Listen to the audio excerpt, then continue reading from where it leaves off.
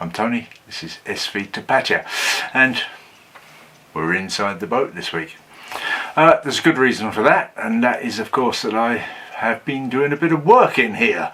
A couple of things to show you, although I will say now that it was electrical wiring work in the main, and that is something that is very tricky to film in a small boat. Basically it's me in the way all the time doing some tiny little fiddly thing.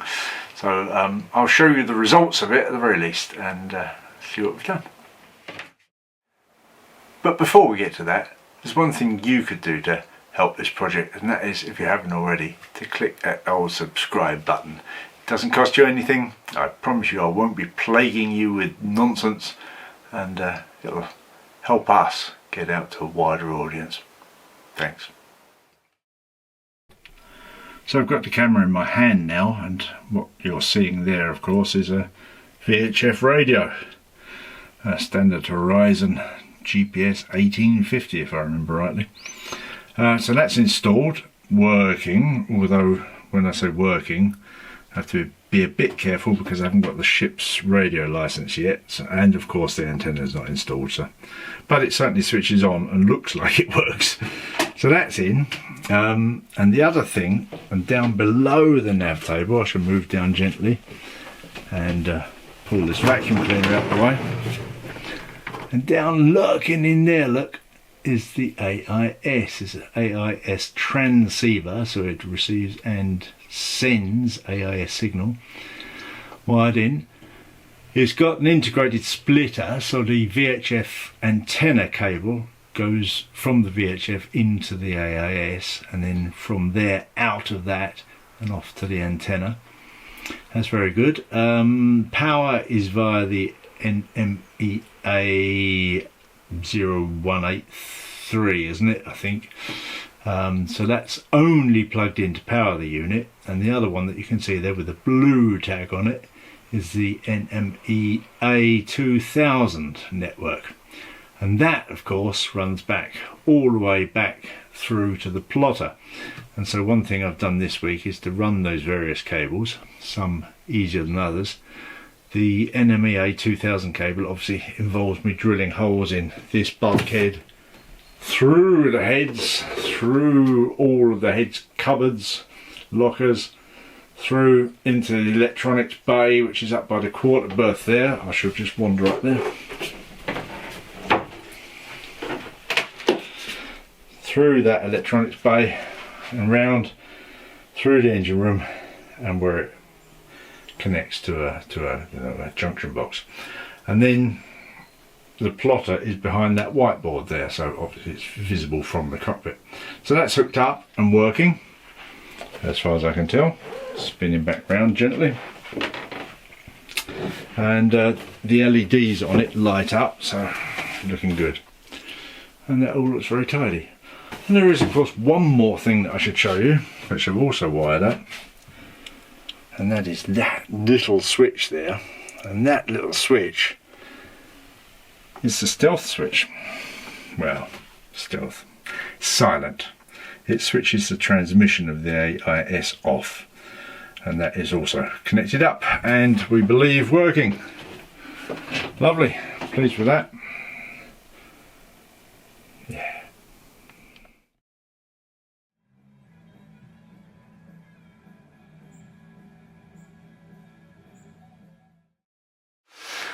Well, the other big thing this week has been the mast, of course, the main mast, 11 meters 20 long, as I answered some of your comments last week. Foremast is 960 I think, and the main mast 1120. Other than that, diameters are about the same. We're 9.5 centimeters at the top, 20.5 at the partners, tapering down to 15 at the bottom. So in that respect, pretty much the same. And this being the second mast, as is the way of these things, the techniques developed a little bit. You know, it's essentially the same, but a couple of little things I learned on the first one, and I'd like to share those with you.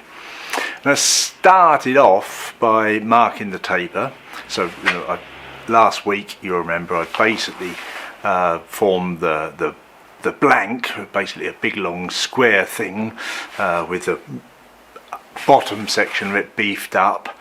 That was basically done. I finished that, and then the first job is to then cut the tapers on the square.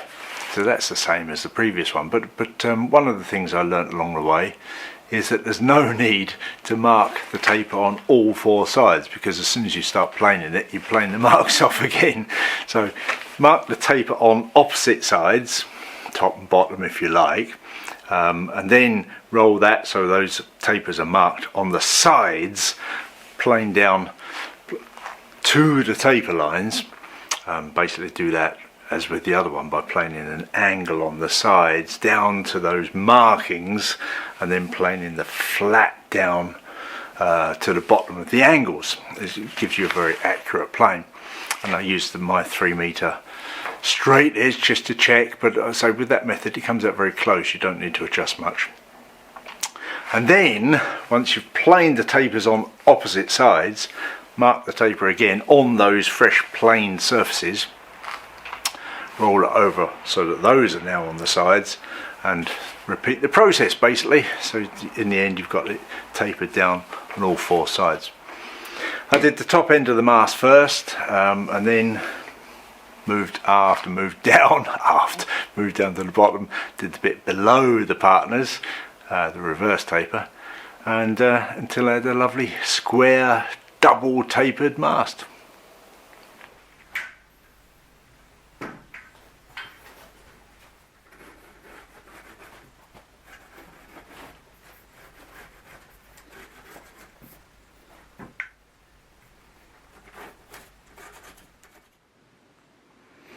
So I marked out the taper, and I'll just scan over that. See if you can see it. I don't know how well that's going to come out, but marked out the taper on opposing sides of the mast, pencil lines, and it has to be said there's a degree of inaccuracy or approximation about these, which you have to bear in mind when you're planing, but they give you some guides at least. Yeah, good guides to plane to.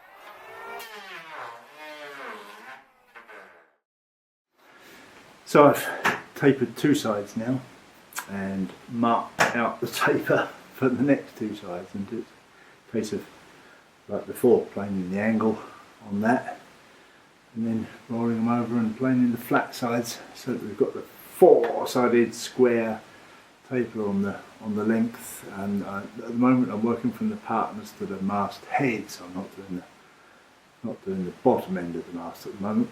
I'll get there.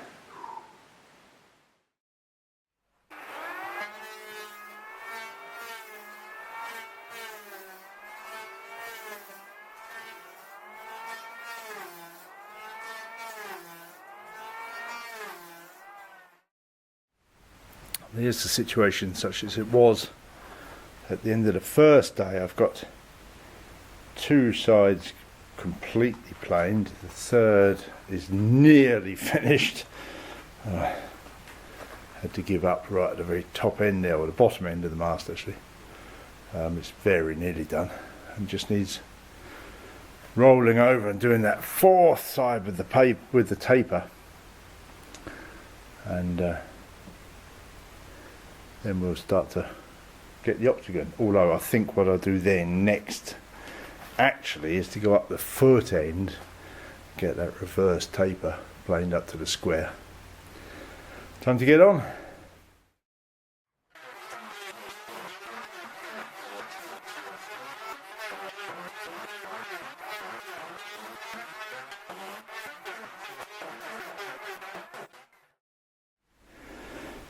And there we are, that's the partners, and we're squared and tapered, four sides squared, tapered all the way to the mast head, which is up there in that bright light there. That's good.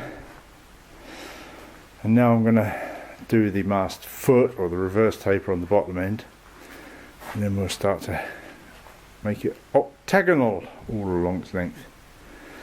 Get in there. There's a lot of planing, but from now on it gets quicker. Obviously the more you take off, the less there is to take off for the next step, so it gets quicker. The roughing out to this stage, that's the hard bit really. It gets quicker now. Here we go.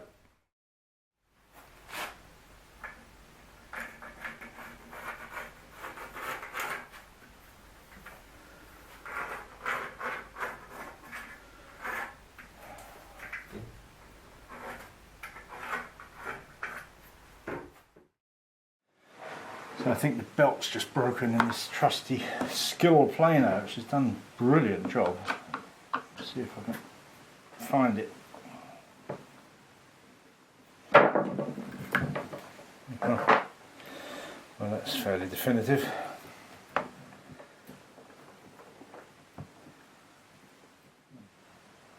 Well, I don't suppose for 1 minute this will work, but I've got a rubber O-ring that sort of fits. I've stretched it over there. Let's see what happens. Yeah, I'll try it. It'll be a miracle if it works.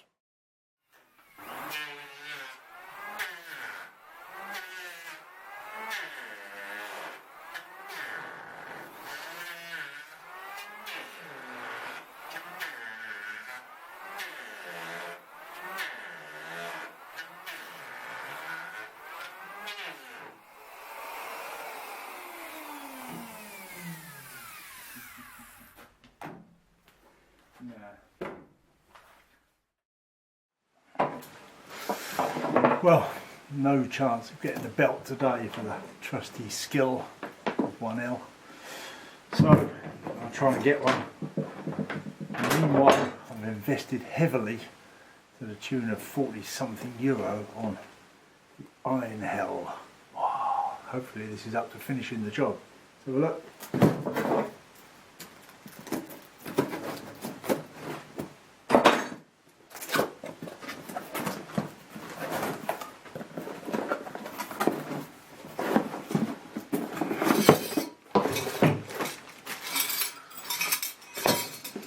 Good.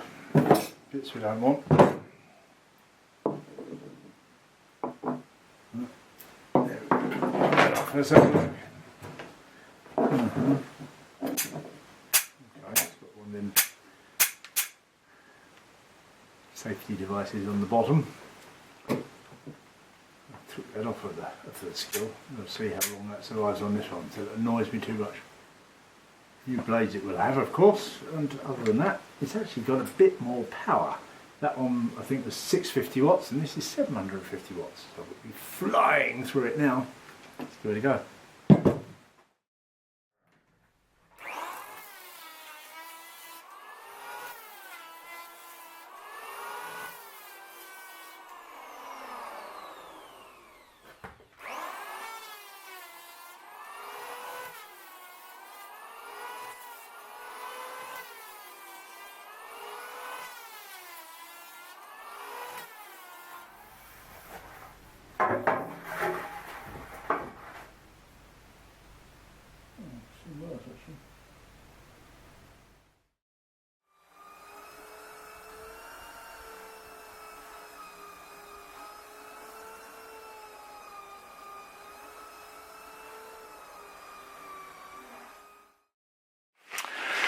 Well, I haven't got that far. That is you know, a square mast tapering from the partners up to the top, parallel through the partners area, 50 centimeters length of parallel, and then the reverse taper down to the foot of the mast, and a square. Next job, of course, is to mark out the octagon.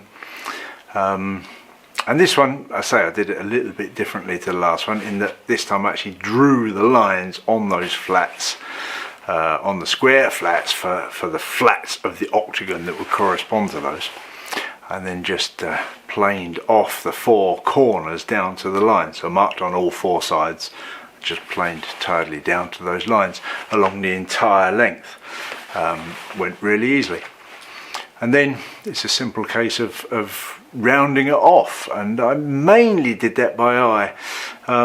Luckily, because I've glued together 4 sections, you get a glue joint that runs down the middle of 4 of the flats, which gives you the middle, and the others I did draw a pencil line down the middle and just planed it basically by eye with a low setting on the planer to round. And that's come out very well. And let me just say here and now that very cheap Einhorn planer is very good. It's better than that Skill one was. Admittedly, the blades are new, but that extra 100 watts and it's a nice small size. It's a good little planer for 45 bucks, I think. Can't go wrong, can you? 16. 8, obviously, so it's 4. Yeah.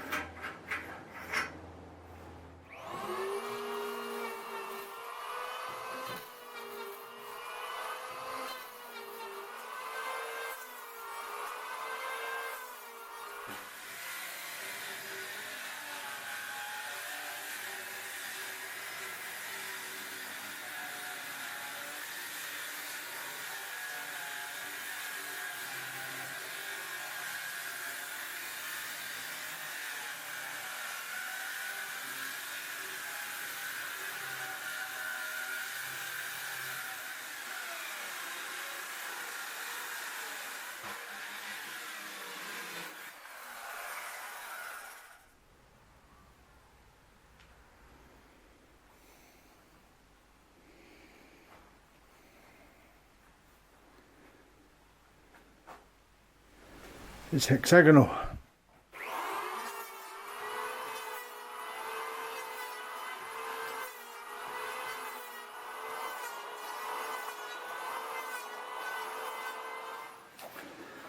So I'm just rounding it up now, working around the 8 sides, rounding it and doing it basically by eye.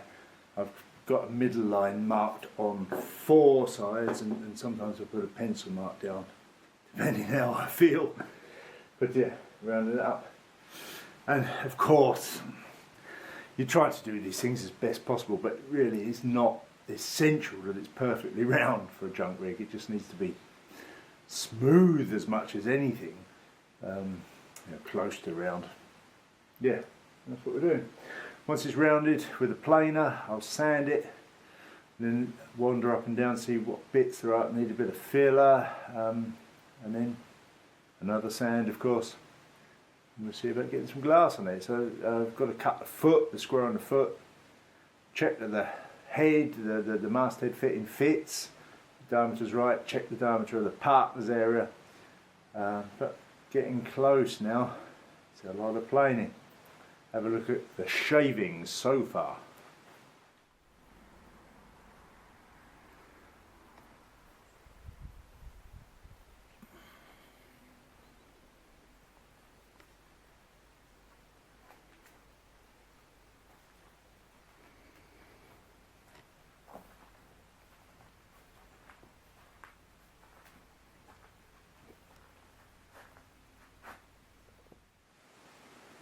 And there it is, that's round on the planer.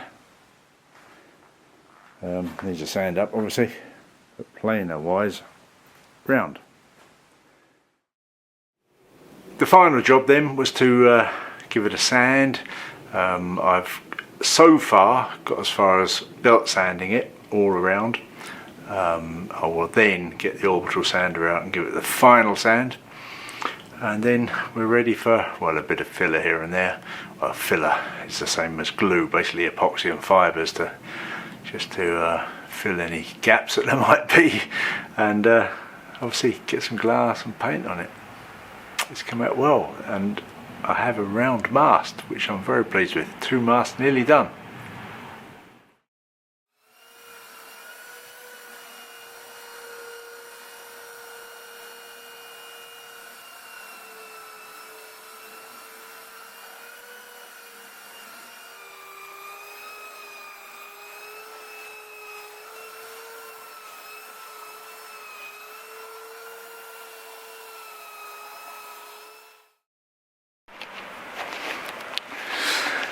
And there we go, that's it for this week.